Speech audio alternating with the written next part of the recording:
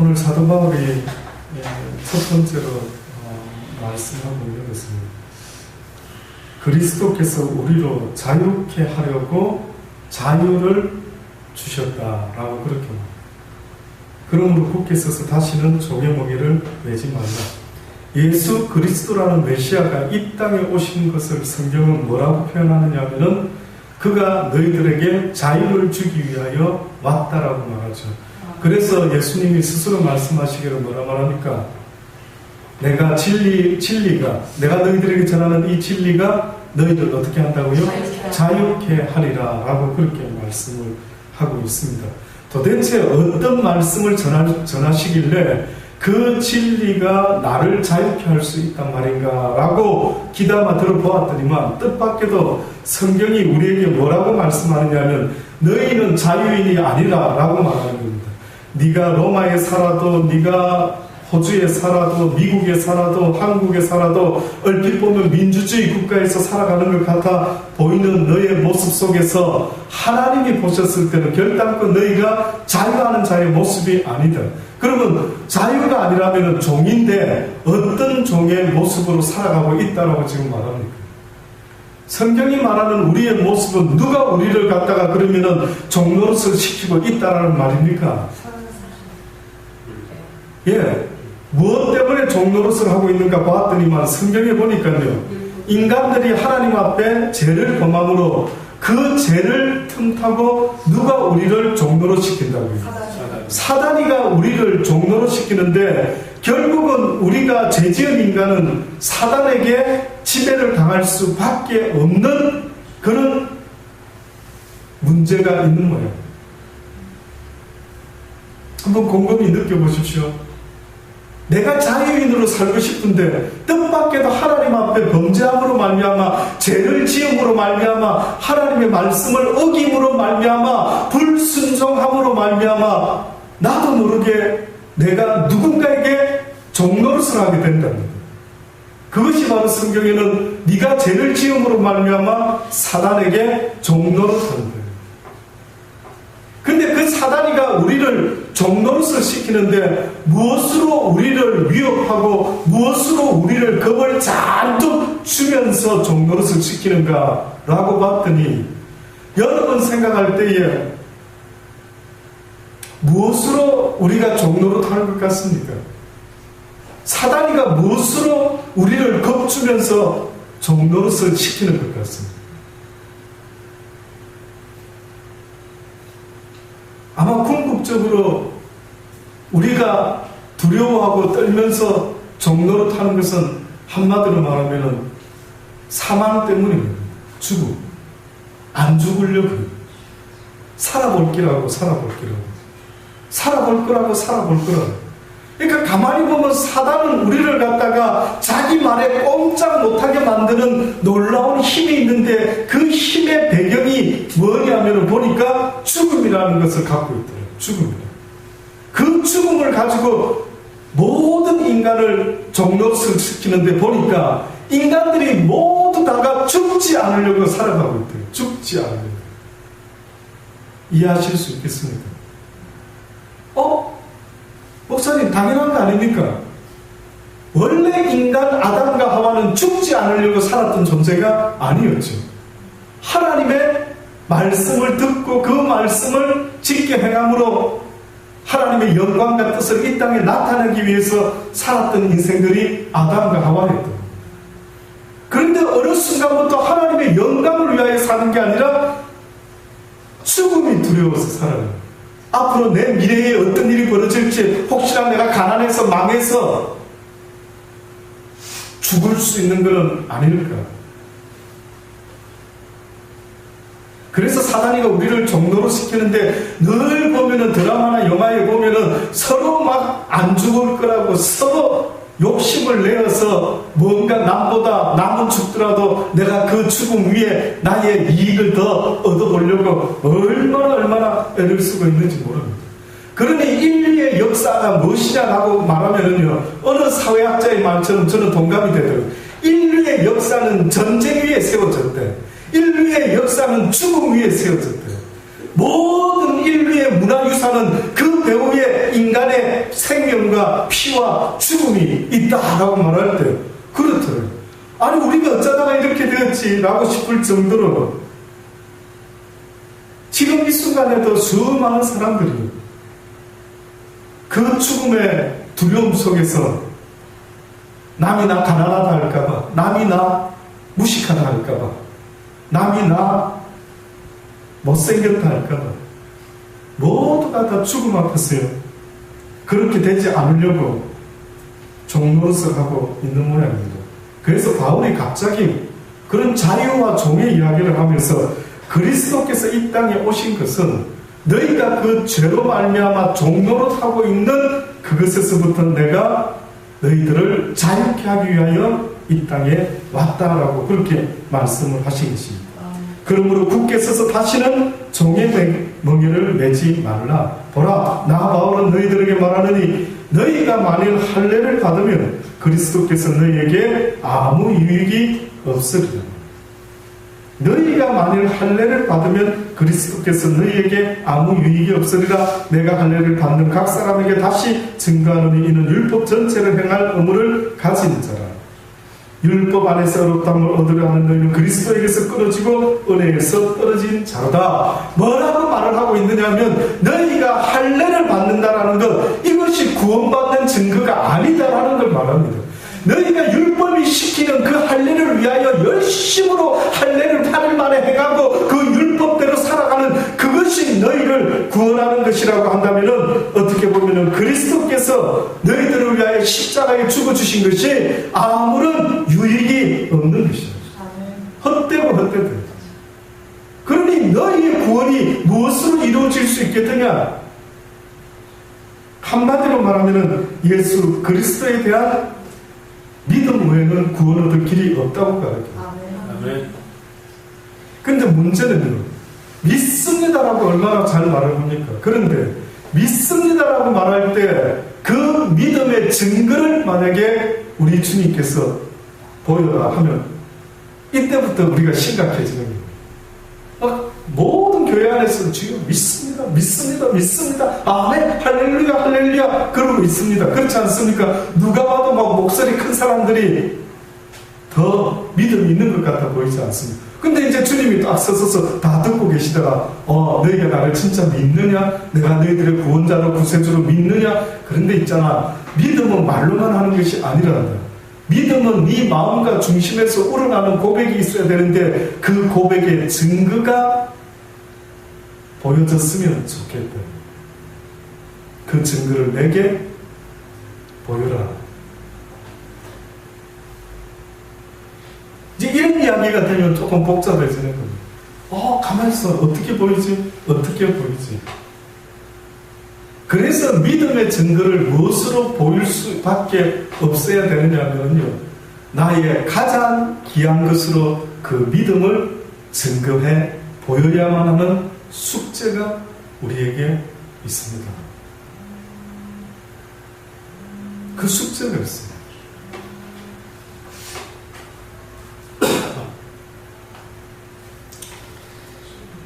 5절로 보면은 우리가 성령으로 믿음을 쫓아 의의 소망을 기다리노니 그러므로 그리스도 예수 안에서는 할례나 무할례가 효력이 없되 사랑으로 역사하는 믿음 은혜니라 라고 합니다.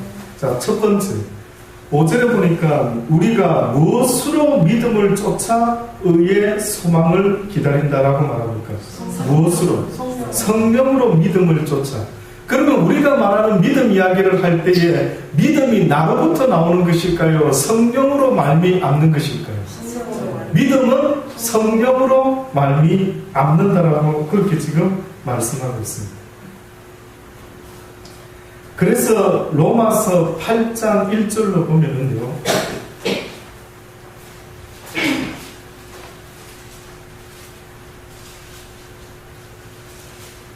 조금 더 말씀을 6절까지 보고 보겠습니다.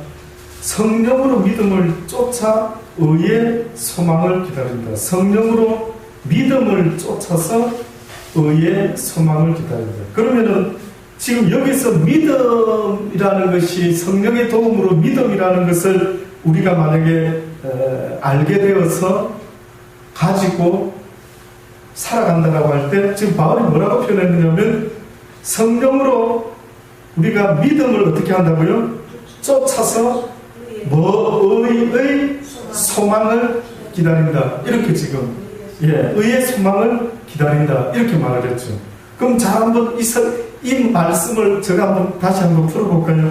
우리가 성령으로 말미암아 믿음이라는 것을 가지게 되는데 내가 믿음이라는 것을 갖게 되면은 어떤 증상이 일어나냐면 이 믿음은 세상에 대한 나는 부자 될 거야. 나는 사업에 성공할 거야. 내 아들 딸들은 다 잘 될 거야. 그렇게 해주실 줄 믿습니다. 라고 하는데 써먹을 수 있는 믿음이 아니라 그 믿음을 쫓아서 가보니까 의의 소망을 기다린다라고 그렇게 의의 소망. 성경은 먼저 그의 나라와 그의 의를 구하라 할 때 의의 소망을 기다린다라고 할 때 의가 뭘까요? 성경에서 말하는 의. 한 의가 십자가에 나타났는데 의인을 위하여 십자가에 누군가가 피 흘려 죽어준 것이 아니라 죄인을 위하여 누군가가 십자가에 피 흘려 죽어주셨으니 이것이 하나님의 의다라고 성경이 말하는 겁니다. 의인을 위하여 죽는 것은 별로 의다라고 말하지 않는데 옳을 의롭다라고 말하는 성경의 기준은 우리는 생각할 때 죄인을 위하여 누군가 죽는다면 그 미친 사람이지 이렇게 말합니다. 그래서 우리는 죽을 만한 가치가 있는 대통령을 위해서 멋진 인격을 가진 어느 위대한 아주 성자를 위하여 이런 사람을 위해서 죽을 때는 모두가 박수를 받지 않습니까? 그런데 성경이 말하는 의라고 말하는 것은 뜻밖에도 죄인을 위하여 십자가에 달려 죽어주신 예수 그리스도를 어떻게 보면 유일하게 온전한 의인이라고 말합니다.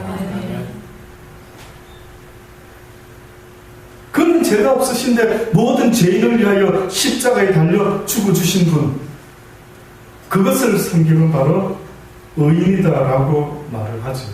그런데 그 의인을 그 십자가상에 죽을 수밖에 없으셨던, 나를 위하여 죽을 수밖에 없으셨던 그분을 이제는 깨달고 인정합니다. 맞습니다. 아멘. 이렇게 말을 하게 되면은 또한 우리의 죄를 위하여 십자가에 달려 죽어주신 그 어려우신 분이 그것을 인정하고 고백하는 그들을 뭐라고 또한 하겠다고요? 의롭다 칭하여 줄 것이죠.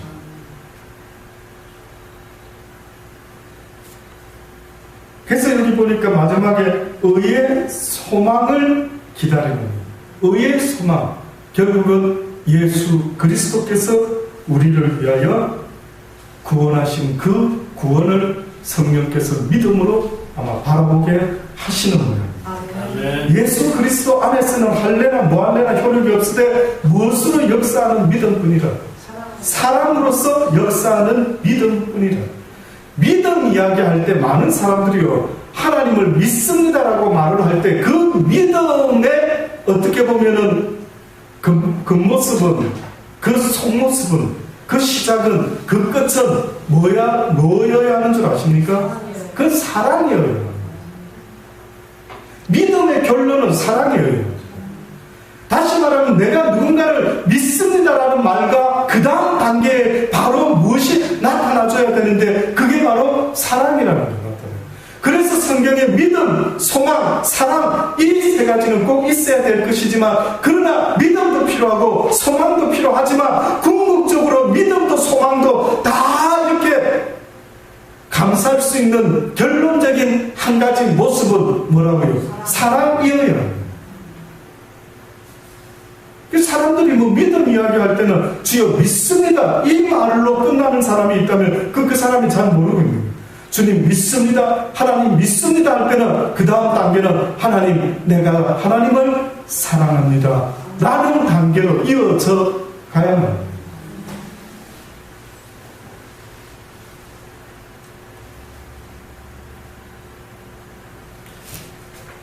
로마서 8장 1절로 보면은 바울이 이러한 자유의 이야기 하고 있습니다. 조금 더 구체적으로 이야기를 하고 있는데요. 로마서 8장 1절로 보면 그러므로 이제 안에 있는 자는 결코 무엇이 정죄함이 없나니. 그리스도 예수 안에 있는 자, 그리스도 예수가 자유를 주러 왔다라고 했을 때 결국은 자유를 준다라는 말은 이제는 율법이 인간들을 다 죄인으로 정죄했는데 예수 그리스도를 믿게 되는 자들은 이제는 그 정죄를 받을 필요가 없다. 왜? 예수 그리스도께서 이미 십자가에 달려 나를 위하여 대속물로 죽어주셨기 때문에 이제는 율법이 나를 정죄할 그런 자격을 잃어버리고 말합니다.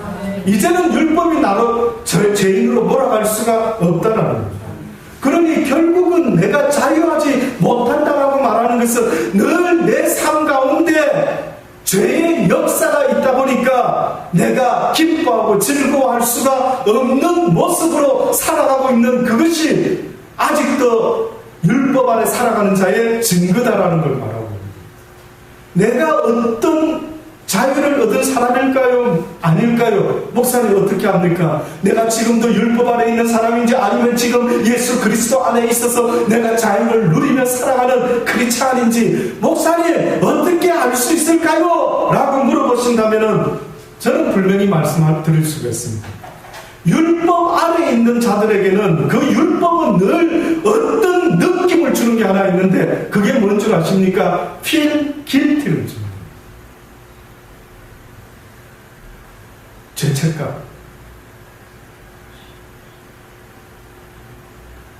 내 마음속에 율법 안에 있으면 늘 정죄감이 든다. 뭘 하다가도 아유 그래 나 같은 게 뭘 하다가도 아유 그래 뭐 내가 옛날에 지은 죄가 많아서 결국은 또 이래 되는구나. 희한하죠. 그러면 율법은 나를 갖다가 얼마나 feel guilty를 아주 죄책감을 느끼게 만드는지 내 삶의 기쁨하고는 거리가 멀고 절망과 좌절 속으로 들어갈 수밖에 없도록 만들고 있는 여러분 스스로를 보십시오. 내가 어떤 식으로 지금 마음가짐을 먹고 살아가고 있는 교회 다니는 사람인지를 돌아보시기 바랍니다. 근데 하나님이 죄에서 해방된 자에게는 기쁨이 있다는 것입니다. 무슨 기쁨일까요? 구원의 기쁨인데 보니까 멋진 대답을 한 사람이 있네요. 잘 말씀하셨네요. 누굽니까? 구약 성경에 저는 구원의 기쁨 이 단어만 나오면 꼭 떠오르는 인물이 있습니다. 누굴까요?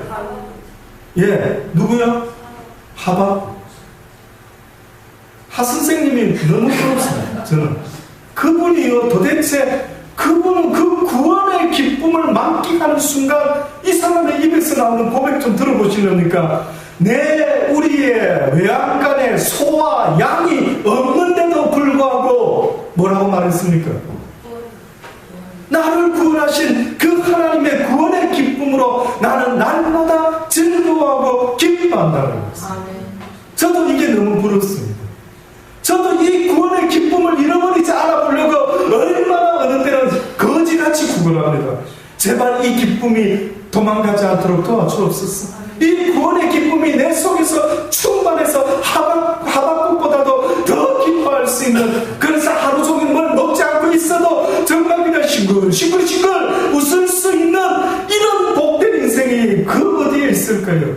주여, 나에게 그 구원의 기쁨을 늘 느낄 수 있는 은혜를 더하여 주옵소서라고 말할 수밖에 없더라고요. 그 은혜를 구할 수밖에 없더라고요.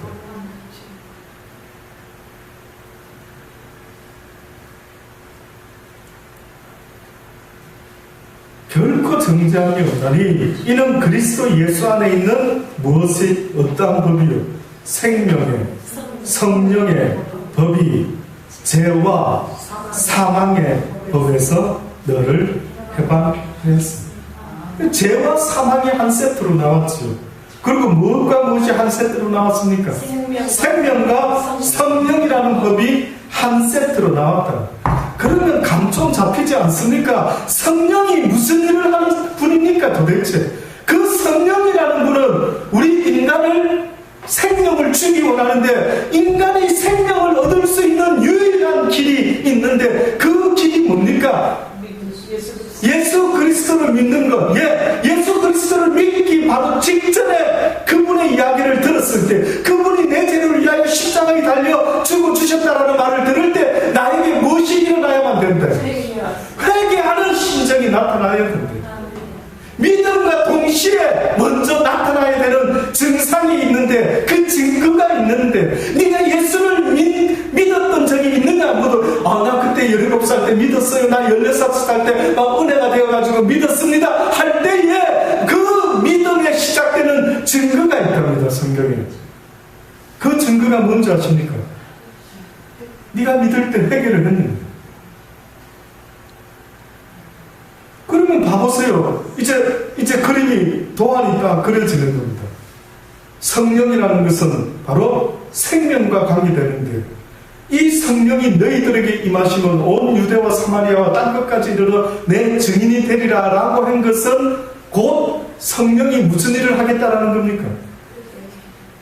회개의 역사를 통해서 모든 사도들을 통해서 그리스도의 증인이 되게 해서 우리의 죄 때문에 죽으신 분 이야기로 온 땅에 전해서 모든 듣는 자들에게 무엇을 만들어냈겠다는, 회개를 통해서 그들로 하여금 생명을 주기를 믿어지십니까? 깨달아지십니까?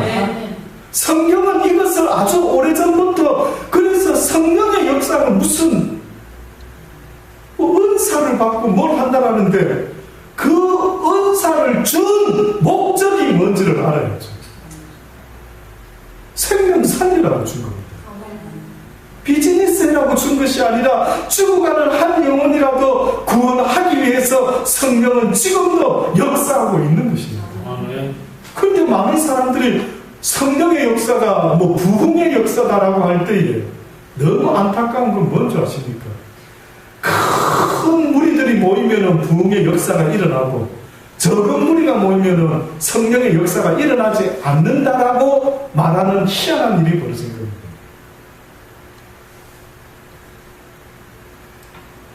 부흥의 역사는요, 한 심령을 어떻게 하는 것일까요? 회개케 만들어 그로 하여금 나는 죄인조소이다 라고 하나님 앞에서 그가 생명을 얻게 되는 일, 이것이 바로 부흥의 역사죠. 아버지는 한 영혼이 돌아오기를 기다린다. 둘도 셋도 아니고 잘 생각해 보십시오. 하나님은 100 영혼이 돌아오기를 원한다, 10,000 영혼이 돌아오기를 원한다, 이렇게 표현하셨어도 되는데 굳이 한 영혼이 돌아오기를 원한다. 쉽게 말하면 보여지는 많은 수를 말하는 것이 아니라 정말로 회개함으로 구원받는 한 영혼이 제발 돌아올 수 있기를 원합니다. 또다시 말하면 제발 교회에 다니는 수많은 한 부류가 되지 말고 나 여호와 앞에서 회개한 한 용서받은 죄인의 모습으로 내게 나오라는 것입니다. 아멘.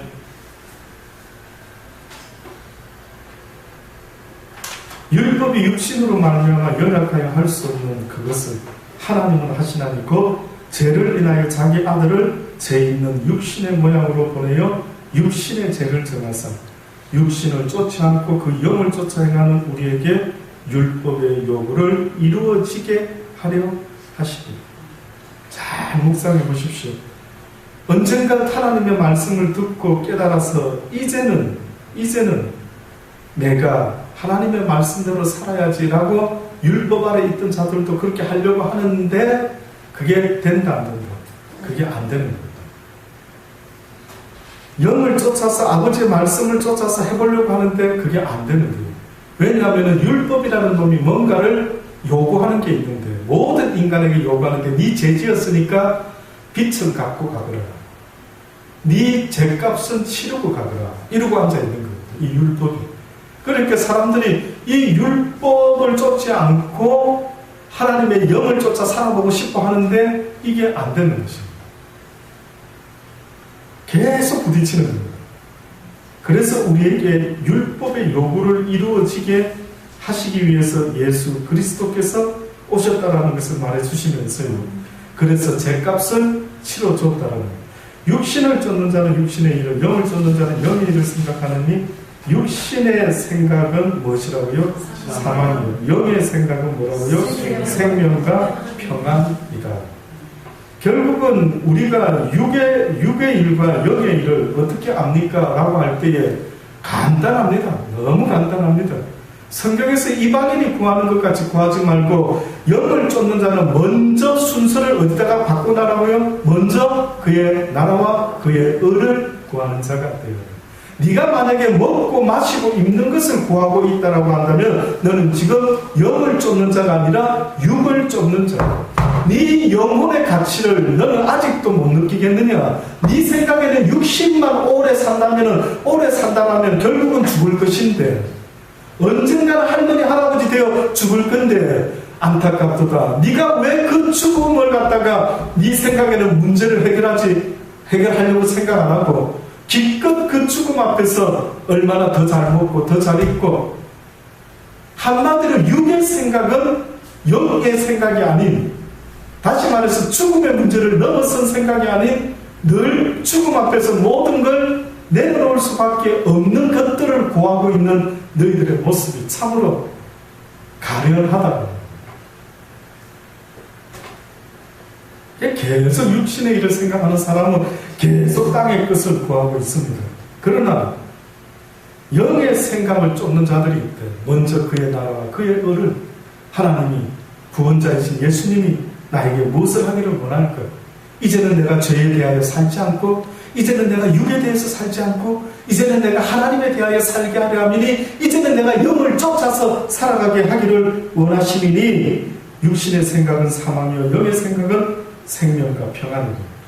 바로 그 자에게 하나님은 영원한 생명과 또한 평안이라고 하는 것을 증거로 주시는 겁니다. 그러니 하나님의 사람들에게는 어떤 특징이 나타나느냐 하면은 세상의 물질로는 얻을 수 없는 유일한 것이 딱 하나가 있다는데 그게 바로 평안이라는 거예요. 사망이 자꾸 두려움을 준다 그랬죠. 사망이라는 놈은 내가 지금 두려워할 것도 없는데 두려워하게 만들고 조바심 나게 만들고 그냥 왠지 불안하게 만들고 왠지 만족이 안 일어나고 왠지 답답하고 왠지 하는 모든 것들을 나도 모르게 그 물어보면 왜 이래 우울해? 왜 우울증이야? 글쎄 왜 돈이 없어? 아니 있는데. 결혼 안 했어? 안 했는데. 자식이 없어서 그래? 아니 자식은 있는데. 모르는 겁니다. 내가 왜 이렇게 뭔가 평안이 없고 내가 뭔가 이렇게 막 종노릇하면서 하루 온종일 일하고 하는데도 뭔가 돈이 있으면 행복하겠지라고 생각하고 기대하면서 뭔가를 향해서 허겁지겁 달려가고 있지만은 그러나 내 심령 속에 오늘이라는 이 시간 속에 평안이라는 것이 없대요. 그래서 예수 그리스도를 믿는 자에게 나타나는 특징이 성경의 말씀에 들어 뭐라고요? 평안이라는 걸 줍니다. 평안. 그래서 영을 쫓는 사람들이 돈은 없는데도 갑자기 영을 쫓기 시작하면 무슨 마음이 생긴다고요? 평안하다. 죽으면 죽으리라. 누가 나 무시하면 무시당하리라. 누가 나 오리가자 하면 기꺼이 심리까지 가요. 이 평안이 흔들리지 않겠대. 이 평안이 열받지 않겠대. 이 평안이 요동하지 않겠다라는 겁니다. 그래서 네 마음을 지키라. 무릇 생명의 근원이 네 마음 속에서 나타난다라고 그렇게까지도 잠언서 기자는 말하지 않았습니다. 육신의 생각은 뭐라고요? 하나님과 원수가 되나니 이는 하나님의 법에 굴복지 아니할 뿐만 아니라 할 수도 없습니다. 육신에 있는 자들은 하나님을 기쁘시게 할 수 없느니라. 만일 너희 속에 하나님의 영이 거하시면 너희가 육신에 있지 아니하고 영에 있나니 누구든지 그리스도의 영이 없으면 그리스도의 사람이 아니라. 그리스도께서 잘 한 번 더 들어보십시오. 조금 어려운 이야기라서 길게는 말씀 못 드립니다만 이 영 이야기가 나옵니다. 그리스도께서 너희 안에 계시면 몸은 죄로 인하여 죽은 것이나 영은 의를 인하여 산 것이다. 그리스도께서 너희 안에 계시면 몸은 죄로 인하여 어떻게 된 것이라고요? 죽은 것이나 영은 의를 인하여 산 산 것이라. 예수를 죽은 자 가운데서 살리신 이 영이 너희 안에 거하시면 그리스도 예수를 죽은 자 가운데서 살리신 이가 너희 안에 거하시는 그의 영으로만 너희 죽을 몸도 똑같이 예수님과 같이 하나님께서 살리실 것이라. 자, 너희 안에 그리스도께서 너희 안에 계시면 몸은 죄로 인하여 죽은 것이라. 그리스도께서 십자가에 달려 죽어주셨을 때에 실질적으로 그리스도의 몸이 죽었댔습니까? 영이 죽었댔습니까? 몸과 영이 같이 죽었다고 했습니까? 몸이 죽고 영이 살아났다고 했죠. 몸이 만약에 안 죽었으면 어떻게 됐을까요? 몸이 죽지 않았으면 영이 죽었어. 영이 살아날 길이 없겠지. 그럼 예수님이 육신 가운데 굳이 있고 왔다라고 할 때는 목적이 있었는데 그 목적은 뭐냐면은 모든 육은 아담 이후로 범죄한 이후로 모든 육체를 가진 인간은 다 아담과 같은 죄를 짓지 아니했었어도 모두가 어떻게 됐다고요? 죄인이 되었다는 거죠. 그래서 육신 가운데 산다라는 것은 곧 무슨 의미입니까? 죄된 몸 가운데서 죄인의 모습으로 사단에게 종노릇하면서 살아가고 있는 인생입니다라고 말하는 것과 똑같았다는 거예요. 근데 예수님이 죄인의 몸으로 이 땅에 오셨다라고 이렇게 성경이 말하죠. 그런데 목적이 있었답니다. 그 목적이 뭐였냐면은 바로 율법이 요구하는 그 사망을 값을 치러주기 위해서 예수님이 육신 가운데 오셔서 그 육신의 죽음으로 값을 치러줬어요.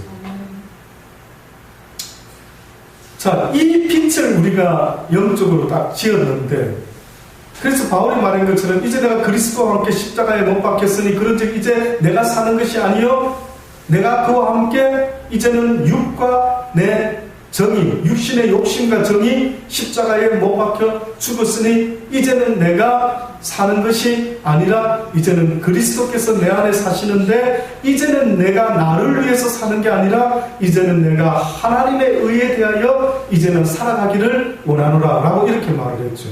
그러면은 결국은 지금 저와 여러분이 육신이 예수님과 함께 죽은 사람과 죽지 않은 사람을 굳이 구별해서 말을 한다라고 할 때에 같이 죽으라는 말일까요? 살아있으나 산 재물이 되어서 이제는 너를 위하여 살지 말고 하나님을 위하여 예수님을 위하여 살아라는 말일까요? 무슨 말입니까? 이제는 너를 위하여 사는 것은 네가 아직도 나는 죄 아래 살아가는 인간입니다 라고 네가 죽지 않고 있다. 네가 아직도 죄 가운데 사는 증거가 뭐냐라고 물어봤더니만 성경이 대답하기를 네가 아직도 죄 가운데 살아가는구나. 그 증거가 뭡니까? 내가 뭐 그렇게 나쁜 짓 하고 있다고 왜 나보고 죄 아래 살아간다고 그럽니까? 라고 했더니만 뜻밖의 네가 너를 위해서 먹고 마시며 너를 위해서 기도하고 있고 너를 위해서 살아가고 네 가족을 위해서 염려하고 네 가족을 위해서 걱정하고 있으니 너는 아직도 죄 가운데 살아가는 육체 가운데 있는 인간이래.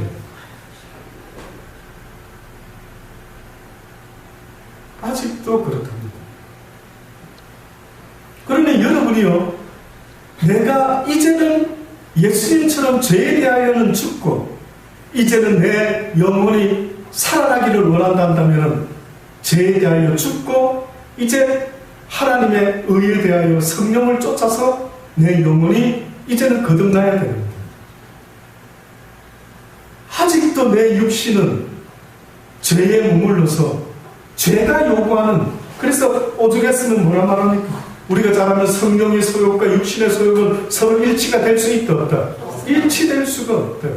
육신의 소욕은 징글징글하게 뭘? 땅의 것을 구하고 있다. 잘 생각해 보십시오. 내 육신 가운데 내가 죄 가운데 살아가는 증거가 징글징글하게 육신의 것만 찾고 있는 겁니다.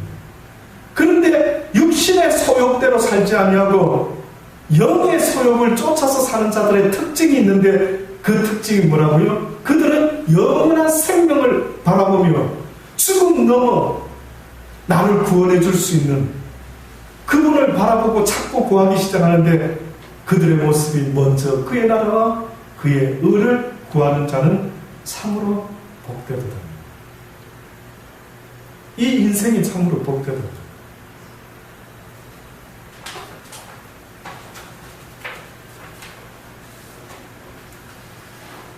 히브리서 10장에는 마지막 결론적으로 히브리서 10장에는 도대체 지금 갈라디아서를 통해서 우리에게 말씀하고 있는 것처럼 특별히 갈라디아 5장 13절 먼저 봅니다. 형제들아 너희가 자유를 위하여 부르심을 입었으나 시작에도 뭐라고 이야기했습니까? 그리스도께서 우리로 자유케 하려고 자유를 주셨으니 라고 말했던 바울이 오늘 우리가 읽었던 본문의 결론적으로는 형제들아 너희가 자유를 위하여 부르심을 입었으나 그러나 그 자유로 육체의 기회를 삼지 말고 오직 뭐라고요? 사랑으로 서로 종노릇 하라. 온 율법은 내 이웃 사랑하기를 내 몸같이 하라 하신 한 말씀에 이루었나니 만일 서로 물고 피차 멸망할까 조심하라. 결국 바울이 말하는 것은 이제는 나를 위하여 사는 것이 아니라 이제는 하나님과 내 이웃을 위해 살아가는 자의 모습이 바로 육신 가운데 사는 자가 아니고 영의 소욕을 쫓아 살아가는 자의 삶의 모습이다. 그러니 이제는 돈을 벌어도 나를 위하여 아니 누구를 위하여 하나님과 이웃을 위하여 그 돈을 쓰고자 버는 겁니다. 이때까지는 나와 내 가족이 잘 먹기 위해서 그렇죠? 근데 이제는 육에 속하지 않고 죄를 벗어난 사람은 너무나 신기하게도 너무 가난해서 주일날까지도 하나님 앞에 나오지 못하는 저 가난한 자들을 볼 때 가슴이 미어지는 겁니다. 아버지요, 저들을 어떻게 하면 도울 수 있죠? 저들이 어떻게 하면 주일날 저렇게 일하지 않아도 그들의 마음속에 먹고 살아갈 수 있는 것에 대한 저런 불안감이 없이 내가 조금이라도 대신 도와줄 수 있는 어떤 일이 없을까요? 주여 나를 부욕해 만들어 주옵소서. 이런 마음이 우러나가지고 부자 되려고 일을 하기 시작한다면 저는 여러분에게 약속할 수 있습니다. 그는 하나님이 외면하시지 않을 겁니다. 그래서 아버지가 이런 마음을 가진 의로운 자가 어디 있는가 하고 예루살렘을 돌아다녀 보니까 한 사람도 없었더라. 한 사람도 없었더라. 의인, 예수님이 의인이랬는데 누구를 위하여 몸까지 버렸다고요? 죄인을 위하여. 가난해서 하나님을 찾지도 못하는 저 불쌍한 저들을 위하여 내가 어쩔 수 없이 부자가 되어야겠나이다 라고 말하는 자가 있다면 아마 그가 하나님이 찾으시는 의인이지 않을까라고 저는 믿습니다. 네. 그래서 히브리서 기자는요, 히브리서 10장에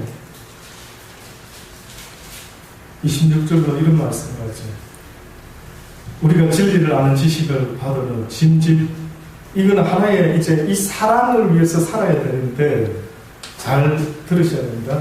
하나님이 이제 만약에 누가 진짜 와 내가 돈만 있으면 저 가난한 사람 도울 텐데 그래서 하나님이 부자를 만들어줬어요. 하다 보니까 마음에 그 첫 초심을 잃어버리고 어느 날 그냥 배신을 때리는 거예요. 이것에 대해서 주의를 주고 있습니다. 지금 히브리서 기자가. 너희가 이제 그 마음을 깨달았느냐? 아버지 마음을 배웠느냐? 이제 네가 네 인생 어떻게 살아야 될지 알겠느냐? 이제는 육신이 죽고 이제 영이 살아났다라고 할 때 영이 살은 자의 모습이 어떤 모습인지 이제 알겠느냐? 라고 하는데 만약에 네가 알아놓고도 지금부터 조금 아주 경각심을 가지고 들어보셔야 돼요. 우리가 진리를 아는 지식을 받아는 짐짓 죄를 범한 자 다시 속죄하는 제사가 없고 오직 무서운 마음으로 심판을 기다리는 것과 대적하는 자를 소멸할 맹렬한 불만 있으리라. 모세의 법을 피한 자도 두세 증인을 인하여 불쌍히 여김을 받지 못하고 죽었거늘 하물며 하나님 아들을 밟고 자기를 거룩하게 한 언약의 피를 부정한 것으로 여기고 은혜의 성령을 욕되게 하는 자의 당연히 받을 형벌이 얼마나 더 중요하겠느냐. 너희는 생각하라. 원수 갚는 것이 내게 있다고 말하지 않았느냐. 내가 갚으리라. 그러나 다시 주께서 말씀하신 것이 있으니 주께서 그의 백성을 심판하리라 말씀하신 것은 우리가 알아요. 살아계신 하나님의 손에 빠져들어가는 것이 무서울진저. 무슨 말입니까? 원수 갚는 것이 주의 손에 있습니다. 하나님의 손에 있습니다. 라고 하면서 잘 알고 너희가 하나님께 원수를 맡겼다라고 하자.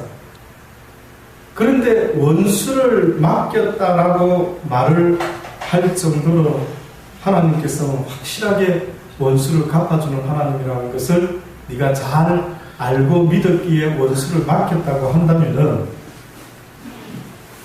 그런데 한 가지, 네가 하나님을 알고도 우리가 진리를 아는 지식을 받은 후 짐짓 죄를 만약에 범하게 되면은 그 원수를 징벌하는 하나님의 그 전능하신 힘과 능력이 누구를 심판하겠다고요? 하나님의 말씀을 알고도 또다시 죄를 짓는 자의 모습은, 잘 한번 들어보십시오. 어느 정도로 오직 무서운 마음으로 심판을 기다리는 것과 대적하는 자를 소멸한 맹렬한 불만 그에게 있을 뿐이라. 모세의 법을 폐한 자도 두세 증인으로 인하여 불쌍히 여김을 받지 못하고 죽었는데,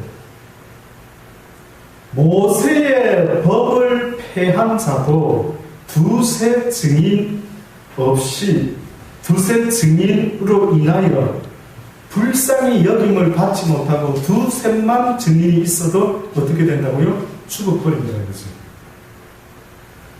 그런데 하물며 하나님의 아들을 밟고, 다시 말하면 우리가 언제 하나님 아들 밟은 적 있습니까?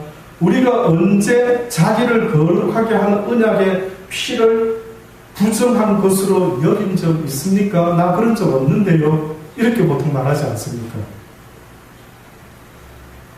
뜻밖에도 그 모습은 은혜의 성령을 엿되게 하는 것이다 라고 말합니다.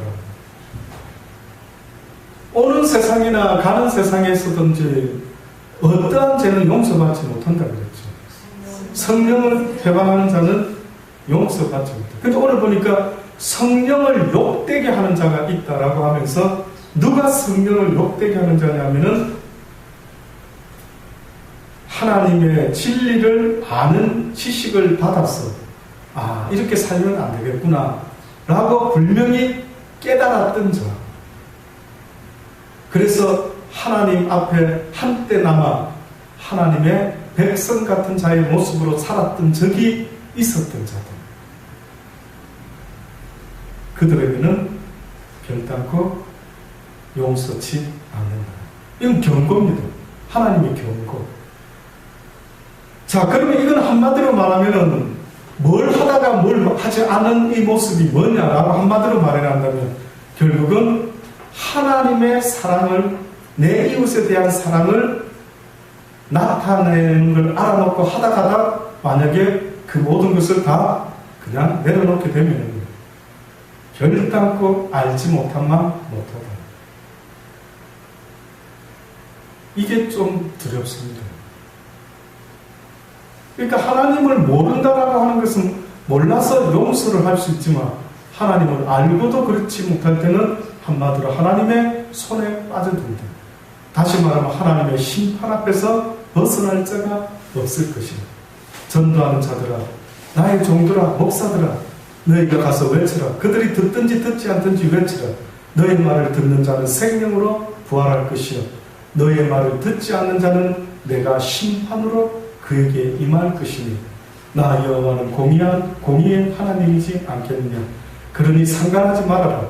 어떤 이는 네 말을 듣고 생명으로, 어떤 이는 너의 말을 듣고 심판으로 나오게 될 것이니 너의 외치는 소리는 결단코 헛되지 않을 것이다. 귀 있는 자는 들을지어다. 기도하시겠습니다. 하나님의 말씀을 막률히 여기는 자 되지 않게 하소서. 하나님의 장자권을 망휼히 여기고 팥죽 한 그릇에 팔아버렸던 아버지여 애써 되지 않게 하여 주옵소서. 태어나면서부터 모태신앙으로 크리스찬의 가정에서 태어났건만은 어느 날 그 은혜를 값없이 저버리는 배신자가 되지 않도록 주여 긍휼히 여겨 주옵소서. 세상에서 무서운 것이 다른 것이 무서운 것이 아니라 하나님의 법을 알고도 짐짓 지켜 행하지 않는 자가 얼마나 하나님의 심판 앞에서 벗어날 수 없음을 우리에게 경고하신 아버지, 앞으로 어떤 고난과 환난이 우리에게 있을지라도 하나님 배신하지 않는 믿음을 가질 수 있도록 은혜 베풀어 주옵소서. 끝까지 주의 말씀을 우리의 생명으로 지킬 수 있도록 주님께서 긍휼을 베풀어 주셔서 우리의 믿음이 우리의 죽음으로 또한 영원한 생명으로 나올 수 있도록 복내려 주옵소서. 예수님의 이름으로 감사하며 기도드리옵나이다. 아멘.